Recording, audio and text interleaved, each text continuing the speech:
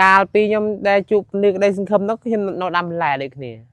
បាទខ្ញុំដាំបន្លែវាចូល5 6ឆ្នាំជាង7ឆ្នាំអត់ដែរបាទចាប់ពីខ្ញុំមានគ្រូសាលមកខ្ញុំចាប់ពីដាំបន្លែរហូតប៉ុន្តែយើងដាំតិចតិច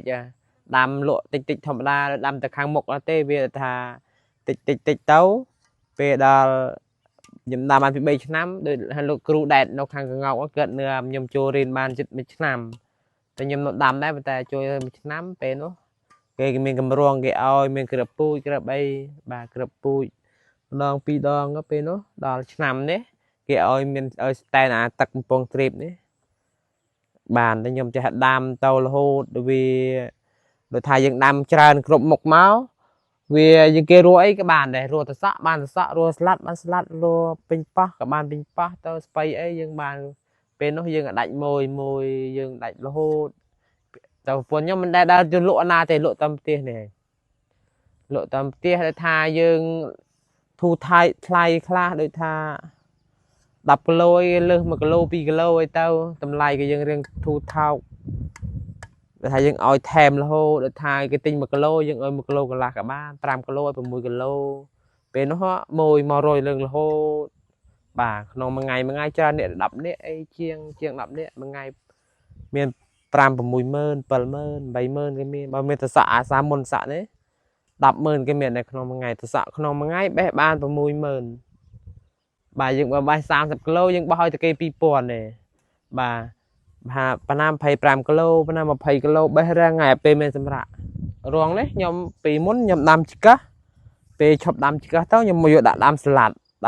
ទៅដូចថាដាំឆ្កឹះនោះវារយៈថាយើង20 ថ្ងៃបានយើងកាត់បានឆ្កឹះកាត់ចង្កឹះអស់អញ្ចឹងយើងកាត់ដីហាល2 ទៅ 3 ថ្ងៃ5 ថ្ងៃបានវាល្អវាអត់ស៊ូមានខូចស្បៃពេលយើងយកស្លាត់មកដាំប៉ុន្តែស្លាត់វាអាយុច្រើន20 30 ថ្ងៃទៅ40 ថ្ងៃបានកាត់បានវាទៅថាឡើងគុំល្អ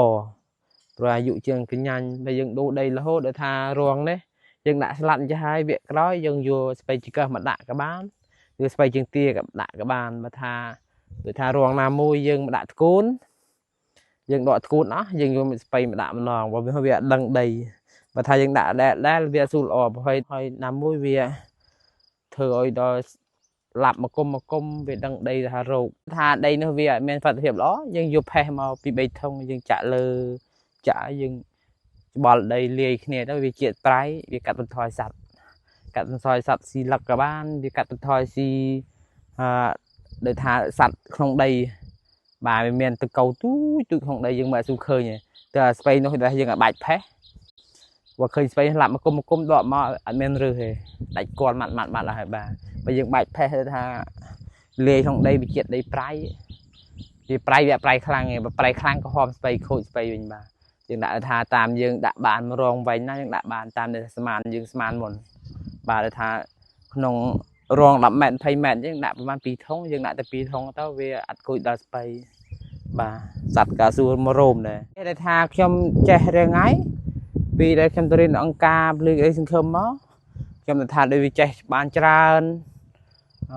ដូចថាចែកខ្ទេសពីអង្គការភ្លឺអីសង្ឃឹមតែគេនិយាយប្រាប់ចេះមួយ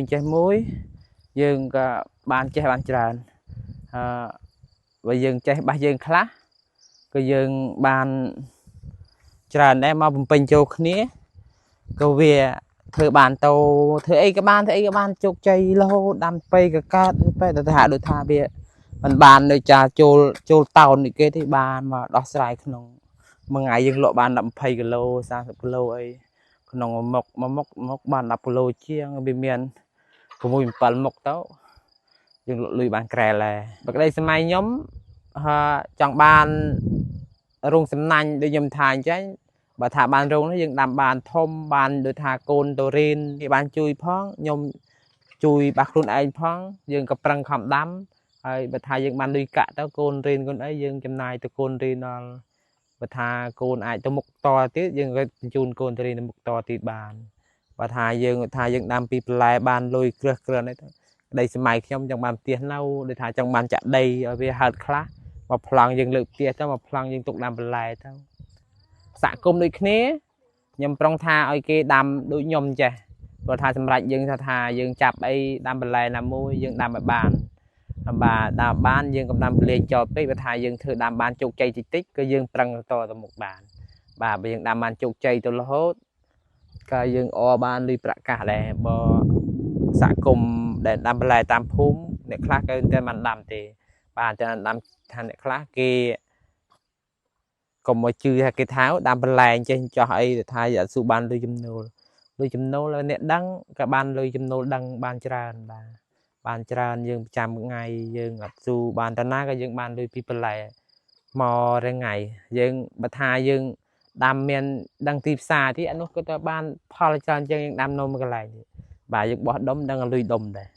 ខ្ញុំខាងពលឺក្តីសង្ឃឹមខ្ញុំក៏ជួយត្រេកអរខាងដីមកជួយខ្ញុំមានបំពងទ្រីបទឹកធុងស្តែនដូចជាក្របពូជហើយជូនពួរឲ្យលោកគ្រូខាងពលឺក្តីសង្ឃឹមរស់ស៊ីមានបានតមកវែងដែរ